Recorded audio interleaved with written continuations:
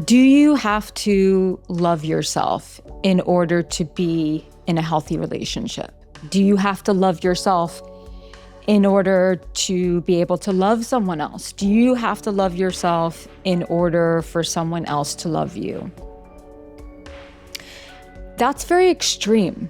It's a very extreme perspective to say, unless you totally love yourself, then you can't be in a relationship that's healthy, or no one can love you, or you're not capable of loving anyone else. And I believe that the inability to see one's value, the inability to love ourselves at all, is probably up there in the top 2, maybe it's number 1 reason why we have so many problems in relationships, specifically romantic relationships. So while it is extreme to say, and I don't believe that it's true, that you can only be in a relationship if you completely love yourself. I mean, that doesn't make any sense, because stepping into our worth, owning our worth, seeing our total value, really loving ourselves in many ways is a lifelong journey. But we live right now, and have been actually for many, many years, we live in a culture where self-hatred is really prevalent. Not being able to see your own value, really prevalent. And what makes it really sneaky is that you can have a lot of confidence in one area of your life. One could have confidence at work.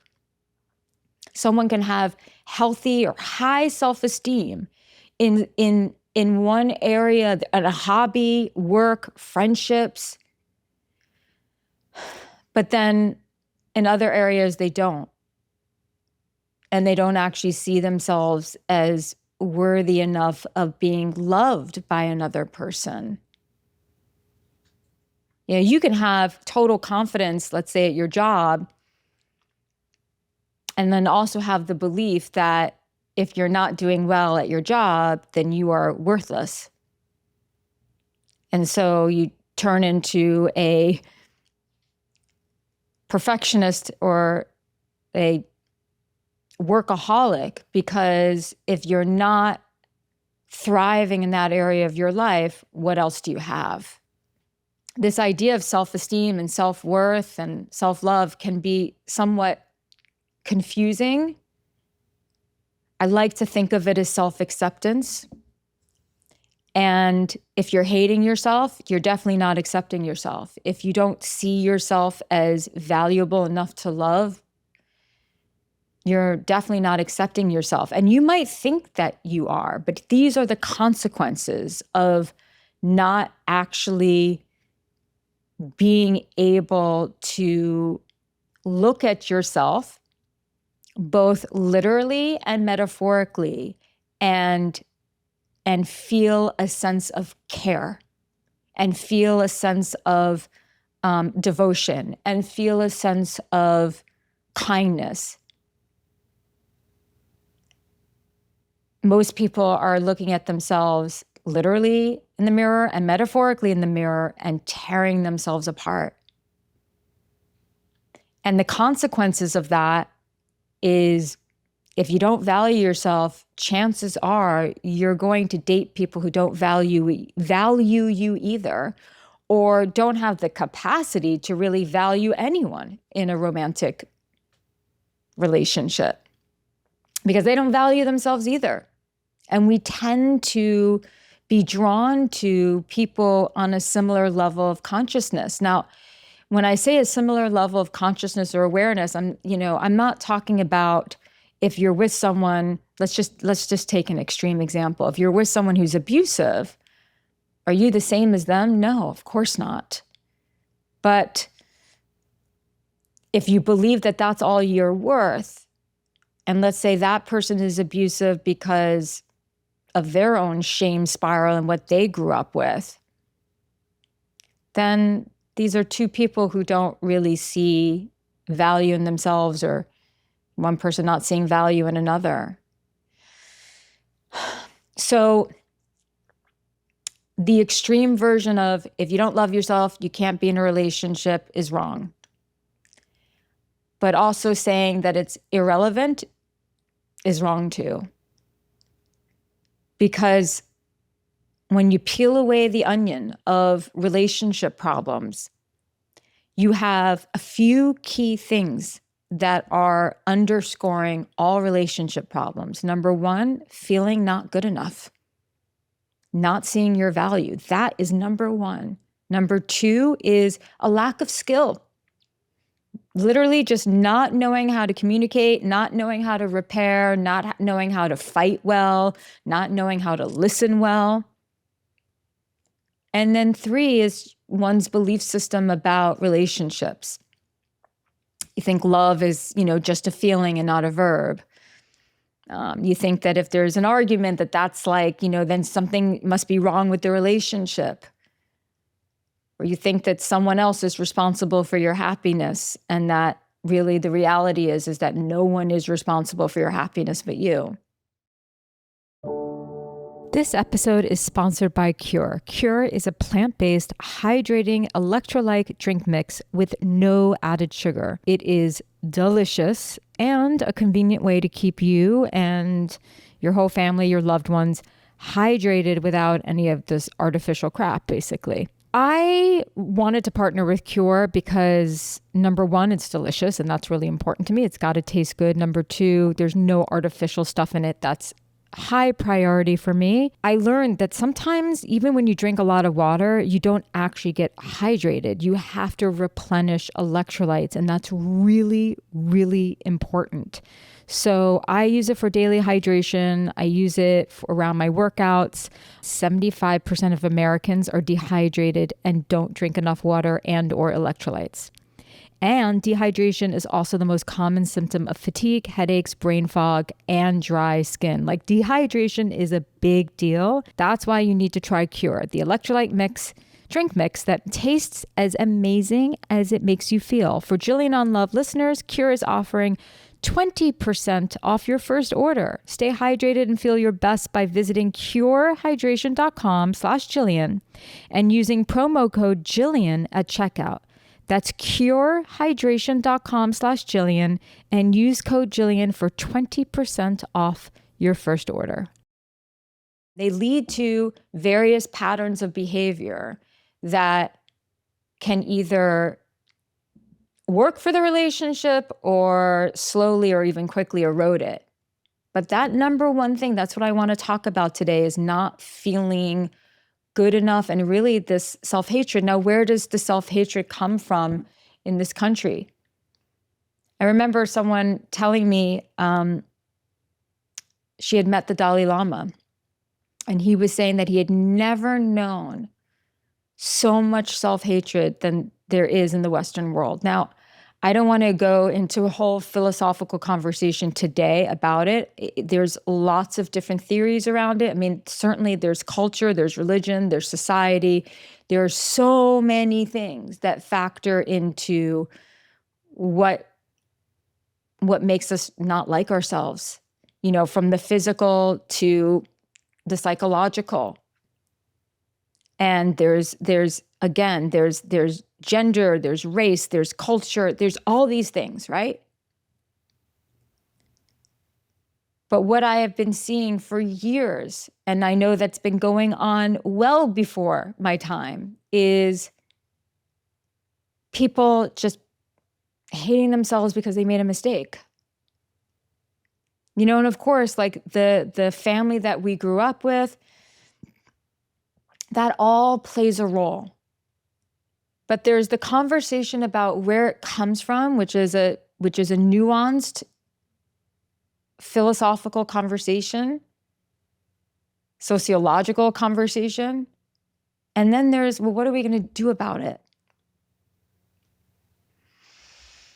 And people ask me all the time, well, how do I actually value myself? How do I love myself? And that's what I want to talk about today. But before I even go there, I want to just really emphasize the consequences of not valuing yourself. If you are stuck in a shame spiral, anyone who tries to love you, you might try to push them away. You might do the opposite. If you're in a shame spiral, you might be chasing after people who are not loving you the way that they should be loving you, and you're clinging to them. On the really extreme end of the spectrum, you might be tolerating mistreatment and abuse. You might be coming home every day to your partner and stressed out and self-deprecating and only focusing on what's wrong with you to the point where you're consumed by it. And then you're not really focusing on the relationship. And then your partner feels powerless to help you. Again, yes, we don't exist in a bubble. We are social beings, and we learn how to love ourselves even more in the right types of relationships, which includes friendships. You know, you have a friend tell you like, oh, I really admire you for this, or you're so great at that. And you're like, wow, I never really thought of myself that way. And then you get like an instant boost of self-esteem. And then you start to maybe see yourself differently because everyone's a mirror. So we can't just go and, onto a mountain or into a cave and just learn how to love ourselves. We learn to love ourselves more through relationships. And if we perpetuate the cycle of self-hatred and tearing ourselves apart, it doesn't matter how much love you get from others. You will figure out a way to sabotage it. Or, like I said, specifically romantically, you will accept people in your life and allow people in your life who don't see your value. And it is a self-fulfilling prophecy, because then if you enter a dating scenario, relationship scenario, because look, romantic relationships are where we feel most vulnerable. This is why it'll come up more in romantic relationships than it will in friendships. So if you enter a relationship with this very eroded sense of self and self-worth and self-love, then what will happen is then you'll maybe cling to someone who isn't that nice to you, or maybe just isn't that interested in you and kind of breadcrumbing you. And then you'll reinforce the story like, see, I knew I wasn't good enough. I knew I wasn't pretty enough. I knew I wasn't handsome enough. I knew I wasn't smart enough. I knew that I wasn't special enough. I knew I wasn't lovable. And so if nothing else, if you take nothing else from this episode and what I am sharing with you today, understand that a lot of the stories, the negative stories and narratives that you have about yourself are self-fulfilling. Because whatever we believe, we're going to look for evidence of it everywhere. And it's a breakthrough and an empowering breakthrough when we can actually see ourselves in the middle of that story being like, oh my God, I am doing that. This is all me.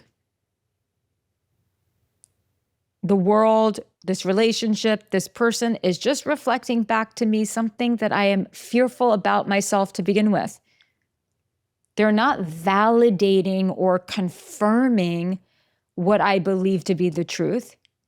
They are just revealing the story to me. And when you start to see it, everything changes.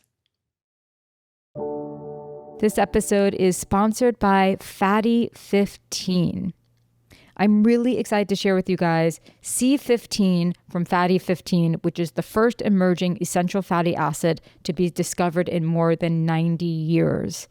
And here's the thing, we need this. As we age, our sleep declines, we don't have the same amount of energy, you might experience stiffer joints, maybe there's even some abnormal blood work that happens. So it's really important to stay on top of our health on a cellular level. And based on over 100 studies, we now know that C15 strengthens our cells and is a key healthy aging nutrient. Fatty 15 is on a mission to optimize your C15 levels to help support your long-term health and wellness. especially as you age. You can get an additional 15% off their 90-day subscription starter kit by going to fatty15.com/Jillian and using code Jillian at checkout. And what I will say is this: I love this product. I've been taking it for a few months now, and it really helps. So how do we increase our self-love and our self-acceptance? So I'm going to focus on 3 things today that are really important, and they are game changers. So number 1 is the way you speak to yourself. And I've said this before, but it's worth me talking about it again.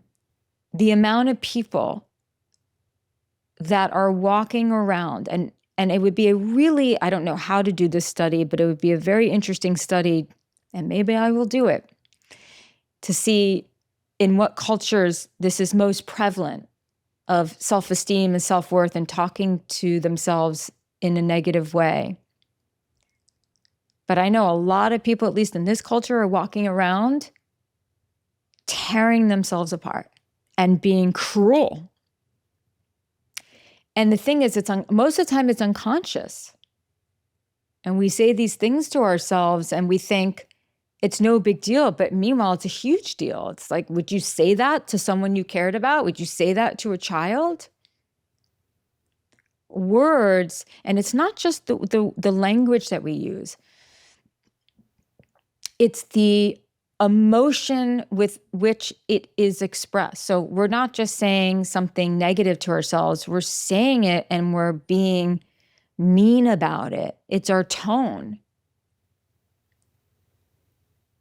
And language and the way that we express our language matters. It creates an immediate effect on our bodies.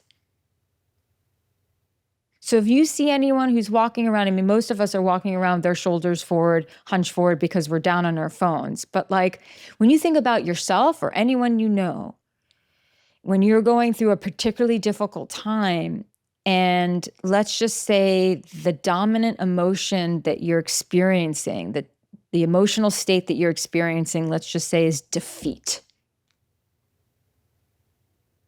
And in that defeat, there's like helplessness or feeling a little hopeless. The shoulders are rounded forward, the sternum, which is the bone right at the top of the chest, starts to drop.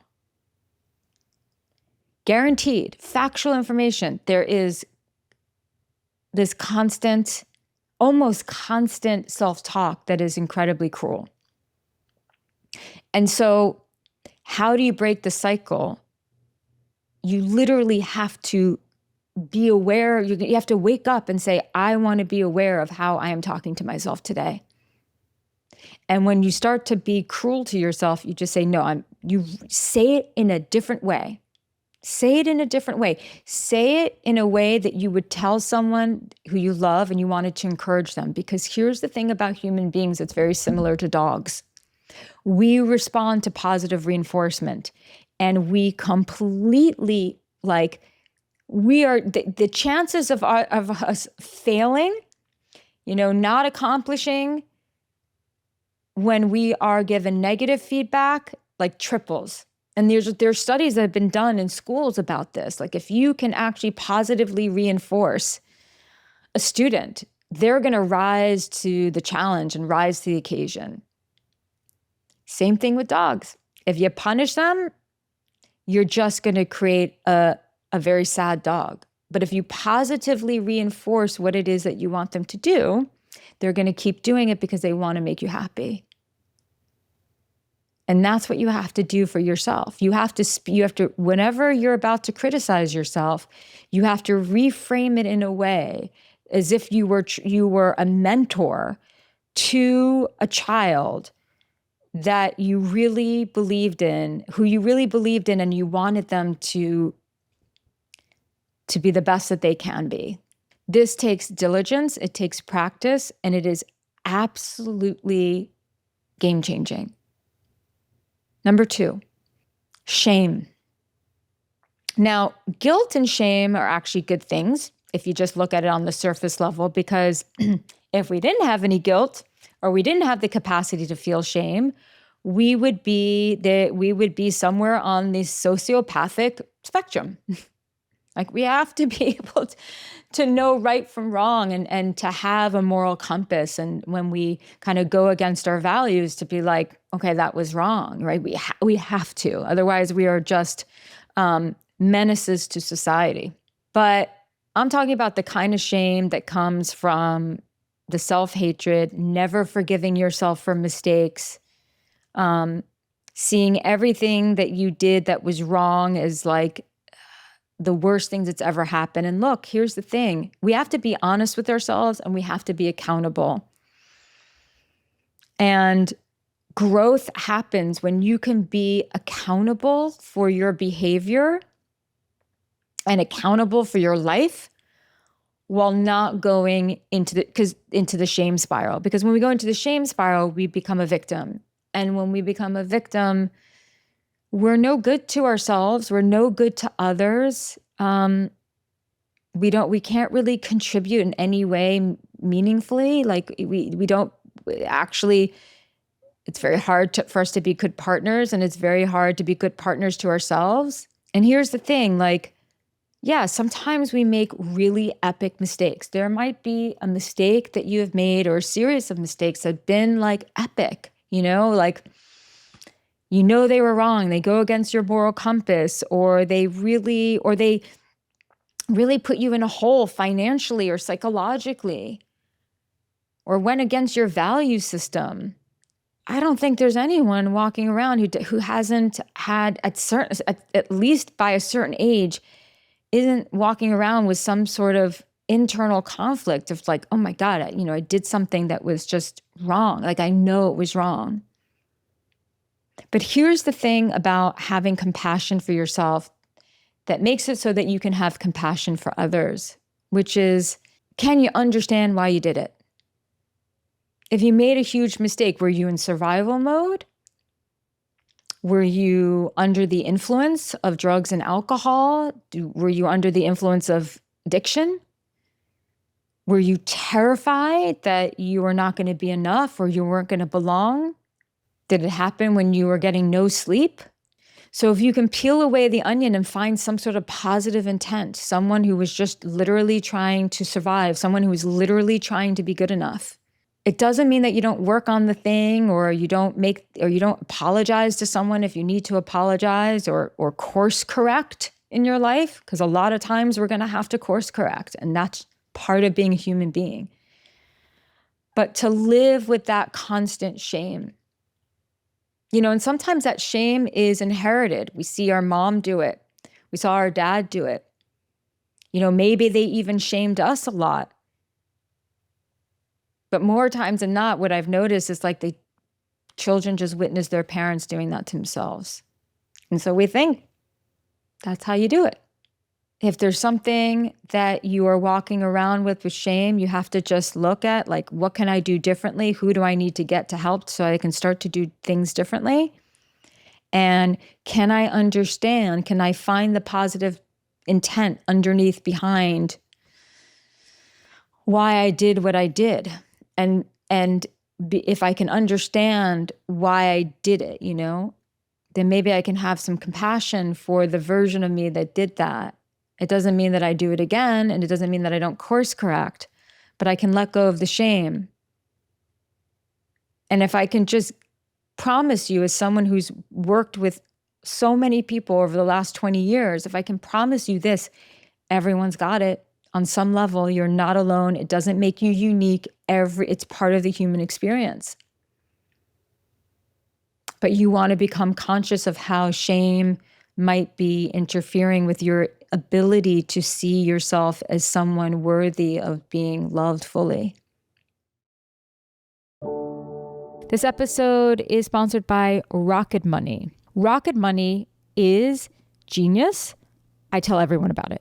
It is a personal finance app that helps you find and cancel your unwanted subscriptions. It monitors your spending and helps lower your bills so that you can grow your savings. Do you know how many people are not aware of how much money they spend each month? Do you know how many subscriptions you pay for? What about how much you spend on takeout or delivery? It is always more than you think.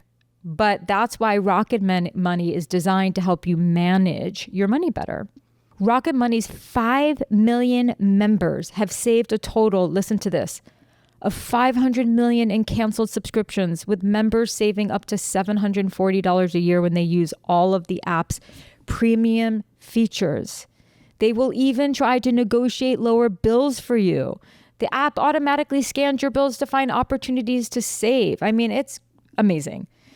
So please cancel your unwanted subscriptions and reach your financial goals faster with Rocket Money. Go to rocketmoney.com/onlove today. That's rocketmoney.com/onlove. rocketmoney.com/onlove. This episode is sponsored by Thrive Causemetics. Thrive Causemetics makes certified 100% vegan and cruelty-free products you can depend on, from everything from like simple, clean daily wear to more extreme like evening makeup. And it's all made with clean ingredients, high performance and trademarked formulas, and uncompromising standards. And they literally have the best eyeliner, brightener, mascara I have ever used. I mean, their Liquid Lash Extensions mascara has over 40,000 5-star reviews. Just let that sink in for a moment. And they have 5 shades that last all day without clumping, smudging, or flaking. I use it and all my friends use it. Try your new trusty favorites with an exclusive set for our listeners.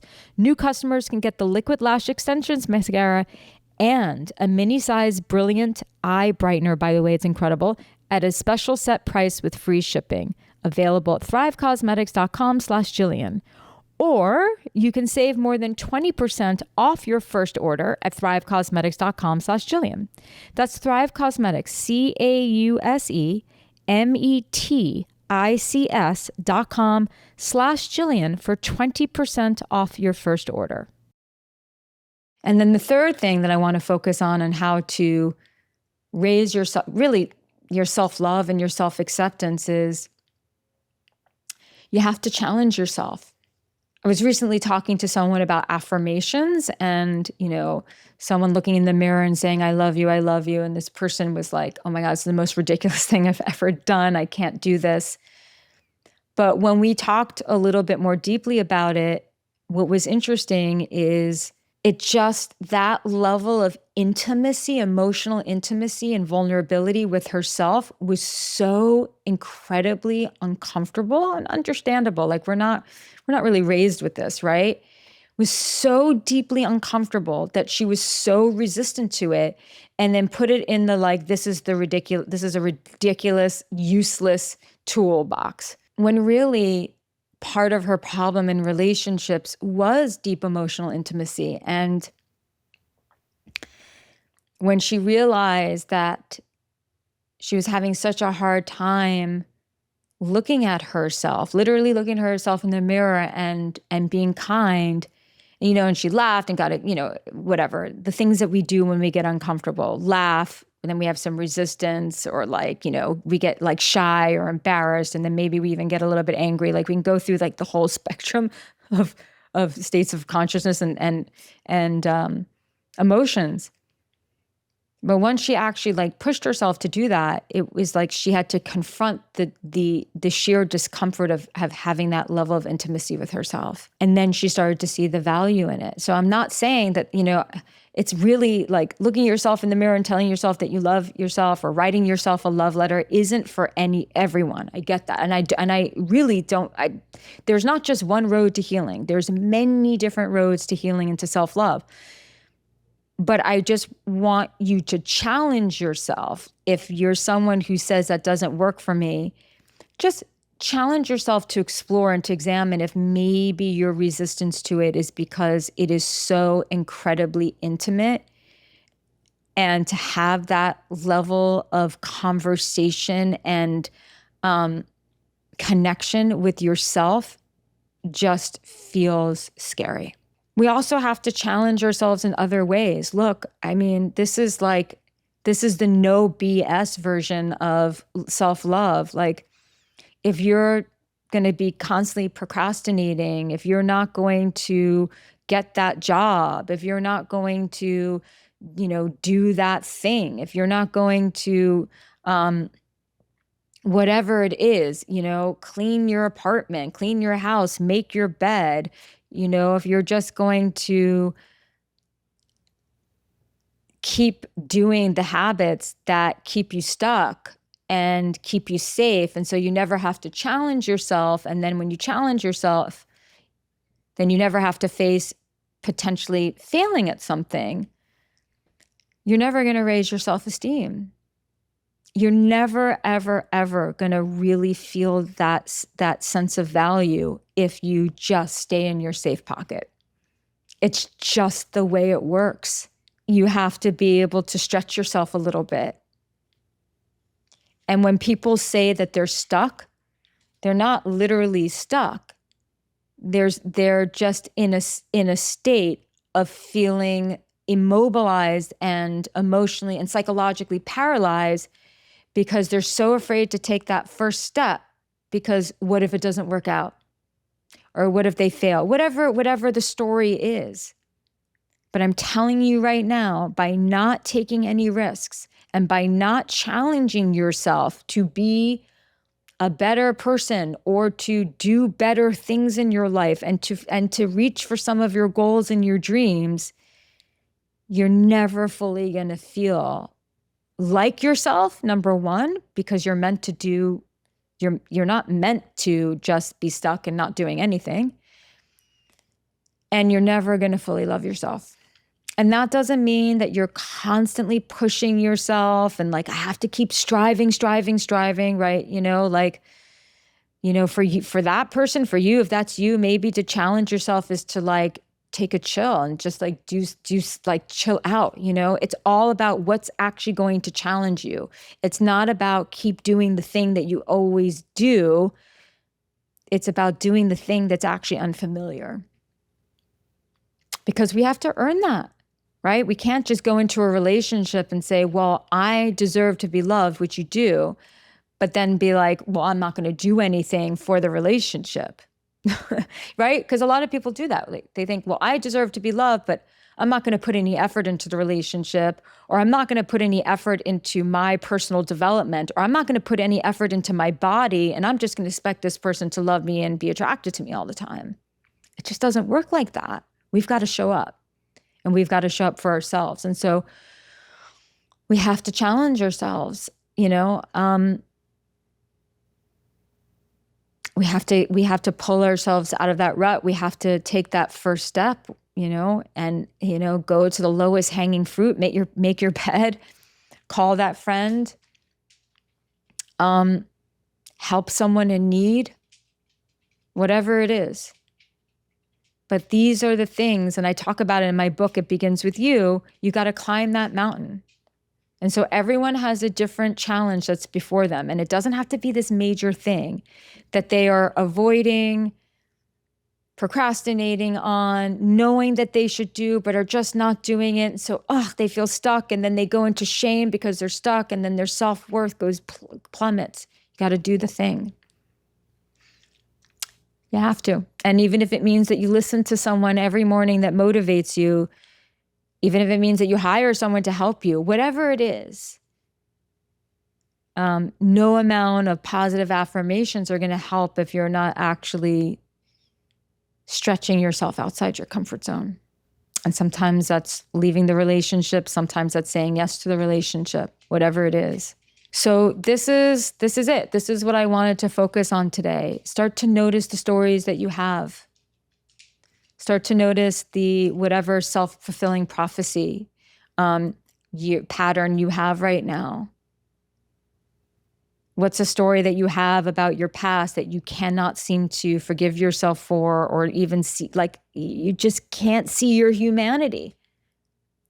How are you talking to yourself? And can you reframe it in a way where you're giving yourself positive reinforcement? Because when you do, you create a change chemically in your body. And then that change actually gives you the motivation to do better and to feel better. The mind and the body are one. And so these three things, they take awareness, but it's really important because here's the thing, therapy can help, coaching, all these things can help. But if you're hitting a wall with just talking about your past and talking about your parents and your history, there comes a time where you just have to put some things into action. And these 3 things are incredibly effective. So make sure you start. And if you are looking to really become the most self-valued, secure, aware, and strongest version of yourself, for yourself, but also for your relationships, specifically romantic relationships, then must join my membership, The Conscious Woman. It's for women who want to be the best versions of themselves and who are really working towards developing the skills and the mindset and the self-esteem to be able to have really, really healthy relationships. Right now, enrollment is closed, but there's a wait list, and only people in the wait list who get it will be able to get in. So make sure you look at the show notes to be able to click on there and to join the wait list for free. And I want to hear from you. I want to hear from you. I want to hear if you've implemented any of this. Please let me know. Reach out to me and my team at hello@JillianOnLove.com. We read all your messages, but I want to give you a challenge. Try this for 30 days, even if it's just the self-talk, because it's incredibly important. And the quality of our relationships do heavily rely and depend on the quality of the relationship we have with ourselves. So reach out to me, let me know, and until next time, thanks for being here. Jillian on Love is a QCODE production, executive produced by David Henning and Steve Wilson, produced and edited by Travis Howe, music by Will Tendy.